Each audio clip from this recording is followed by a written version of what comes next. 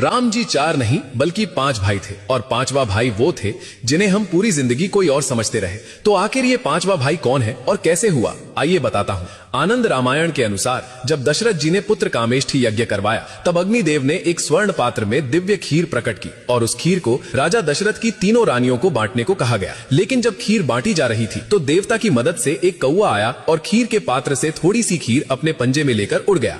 फिर वही खीर वायुदेव की कृपा से तपस्या में लीन माता अंजना तक पहुंचाया गया और उसी खीर से हुआ हनुमान जी का जन्म। यानी जिस खीर से राम का जन्म हुआ उसी खीर की वजह से हनुमान भी प्रकट हुए। इसलिए कई संतों ने कहा हनुमान जी राम जी के 5वें भाई हैं। अब सुनिए प्रमाण। तुलसीदास ने स्वयं हनुमान चालीसा में बताया है, तुम मम प्रिय भरत ही संभाई, यानी कि हे हनुमान तुम मेरे लिए भरत के समान हो। और इससे भी बड़ा तथ्य श्री रामचरितमानस में 5 बार भरत जी हनुमान जी को भ्राता कहते हैं। ये भाव नहीं शास्त्रीय संकेत है। हाँ, मैं मानता हूँ कि श्री राम का जन्म राजकुलों में हुआ और हनुमान जी का जन्म वानर कुल में हुआ, लेकिन भक्ति भाव से देखा जाए तो दोनों ही भाई ही थे। इसलिए तो प्रकृति ने भी आगे जाकर इन दोनों को मिला दिया। इसलिए हनुमान सिर्फ भक्त नहीं थे, वो भाई भी थे, रक्षक भी थे और भक्त भी थे और श्री राम के संकल्प की जीवित शक्ति थे। अब आप कमेंट्स में बताइए कि श्री राम के लिए हनुमान जी क्या थे, केवल एक भक्त थे या फिर भाई थे या दोनों से भी ऊपर। जय श्री राम।